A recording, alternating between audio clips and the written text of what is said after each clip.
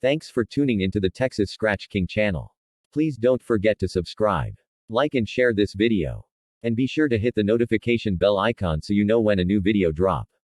This video debates the difference between the American Pit Bull Terriers versus the American Staffordshire Terriers. You will hear two interviews about the subject.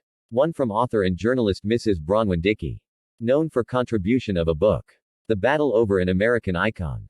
You will hear another by the legendary Richard Stratton. Let us begin. Like many breeds, the American Pit Bull Terrier has been used and bred for taboo and undesirable purposes. However, this has followed the pit bull and haunted the breed with hysteria to this day. Many breed-specific legislation activists will quote old dogmen/dogfighter breeders to prove their point. So I decided to do research. Not only did I look into animal law studies, I looked into a Bronwyn Dickey interview. I also did research many pit bull advocates would not wish to do.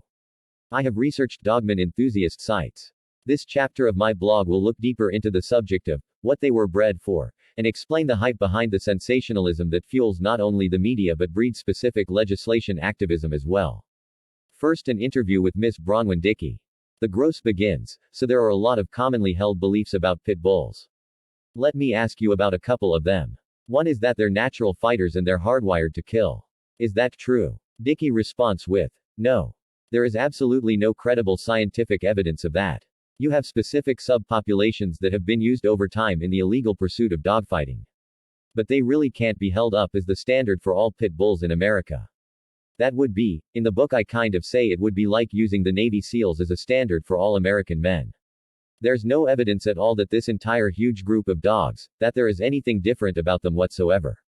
Gross. But weren't pit bulls initially bred to be fighters? Dickey. Yes. That is true. The original bull and terrier dogs in the 19th century, or, you can even trace it back further than that, but the original American Pit Bull Terrier that started in 1889 in Massachusetts. It was originally a fighting dog. Yes. Gross. So wasn't it kind of bred to have fighting abilities? Dickey. Well, fighting abilities are extremely complicated and rare. So the dog fighting investigators that I have spoken with over the years who have studied this, who have studied hundreds and hundreds and hundreds of these dogs, and some have even gone undercover as dog fighters themselves. They stressed to me that if one dog in a litter, and this is a litter that has been actively selected for these certain traits, if one dog in a litter actually possesses the traits necessary to be a fighter, then that's considered a very high success rate. So fighting is not just one static thing. It's a whole suite of very complex behaviors. And each one of those is different. And each dog will or will not display those at a different level. And now a deeper look into the history from dogman. John P. Colby was considered the first puppy peddler, because he was the first breeder to sell his dogs to the public. In those days, it was not acceptable to sell to the public. According to the earlier fraternity, it takes 2.5 to 3 years to breed, raise, school and test a litter of dogs, and, of course, many of them don't make the grade. Throughout the 19th century, these dogs were known by a variety of names.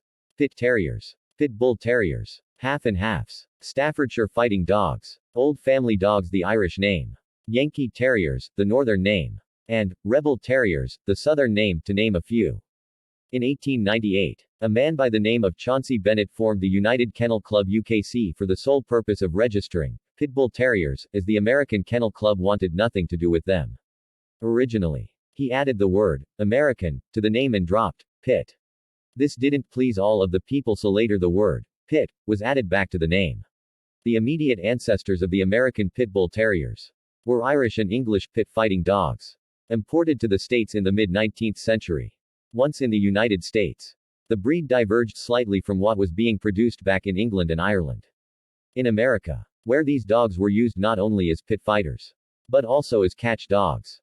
For example, for forcibly retrieving stray hogs and cattle, and as guardians of family. The breeders started producing a slightly larger, leggier dog. However, this gain in size and weight was small until very recently. The old family dogs in 19th century Ireland were rarely above 25 pounds. And 15 pounds. Dogs were not uncommon in American books on the breed from the early part of this century. It is rare to find a specimen over 50 pounds. With a few notable exceptions. To the untrained eye, American Staffordshire Terriers may look more impressive and fearsome, with a larger and more blocky head, with bulging jaw muscles, a wider chest and thicker neck. In general, however, They aren't nearly as game or athletic as game-bred American Pit Bull Terriers. Because of the standardization of their conformation for show purposes, American Staffordshire Terriers tend to look alike to a much greater degree than American Pit Bull Terriers do. American Pit Bull Terriers have a much wider phenotypical range, since the primary breeding goal, until fairly recently, has been not to produce a dog with a certain look, but to produce one capable of winning pit contests, in which the looks of a dog counted for nothing. There are some game-bred American Pit Bull Terriers that are practically indistinguishable from typical American Staffordshire Terriers. But in general they are leaner, leggier, and lighter on their toes and have more stamina, agility, speed, and explosive power. Then we have another strain known as the pet and show type UKC American Pit Bull Terrier. He has been crossed with American Staffordshire Terrier blood and or not bred from or to game stock for several generations. In general, the UKC version of the American Pit Bull Terrier is now being bred mostly for looks alone. These game-bred American Pit Bull Terrier can be encouraged to tolerate and avoid fights with other dogs. A good example of a game-bred dog who is good with other dogs is my newest dog, Champion Peterbilt. For those of you who do not know him, let me state that he is a fighting champion and a 5-time winner at that. Well, guess who old Peterbilt's best buddy is? None other than our 4-year-old attack-trained German Shepherd, Cornbread. These two dogs were not brought up together as we just purchased Peterbilt. This kind of ruins the theory that game-bred American Pit Bull Terriers are kill crazy and will destroy other dogs after getting the taste of blood. And now an interview with Richard Stratton. The interviewer begins with, I notice a tendency among some American Pit Bull Terrier breeders to breed very large dogs, 70 and 80 pounds or more. I also know that most of the really game old-time imported dogs from Ireland were small, in the 30 and 40 pound class. Do you think it is possible to retain the gameness while increasing the size? Stratton answers. Generally speaking, the larger dogs do not run as game as the smaller ones. Gameness is not really related to size per se, however. The most reputable and capable breeders have usually had a definite predilection for smaller dogs. Hence, the smaller dogs have usually been better bred. Interviewer regarding the gameness of the American Staffordshire Terrier. I have a pit bull, but I sold a staff to a guy who uses him for board hunting. And he really goes after those hogs. Isn't that gameness? Stratton. Okay. One more time around the mulberry bush on this one. I have tried to stress that the American Staffordshire Terrier should be considered a different breed because of a difference in expectations in terms of deep gameness. Fighting a boar or a bull, or a lion for that matter, does not necessarily test deep gameness.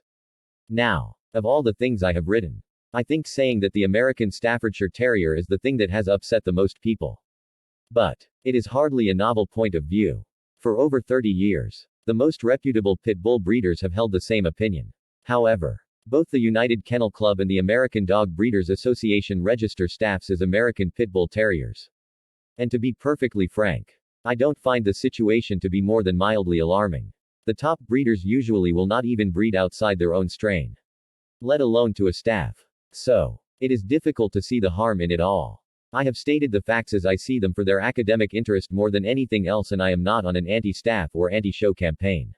Interviewer. Hypothetically, if you had a game staff, would you still consider it a separate breed? Stratton. In my opinion, it should still be considered a separate breed, because statistically its progeny would not be game. I know that some people are having a hard time going along with the idea of a staff being a separate breed.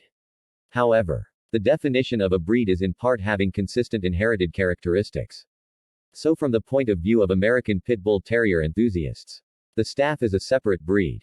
The staff people, on the other hand, think in terms of appearance alone, and consequently, regard the American Pit Bull Terrier as a staff.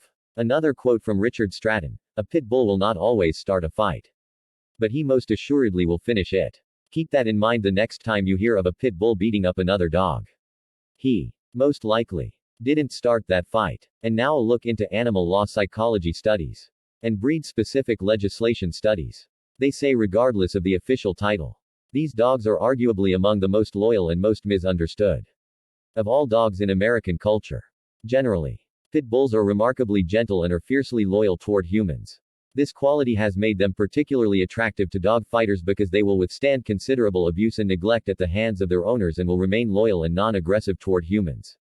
Thanks again for listening to the Texas Scratch King channel. Until the next time, my friends, as we always say, never submit to life and keep scratching every time.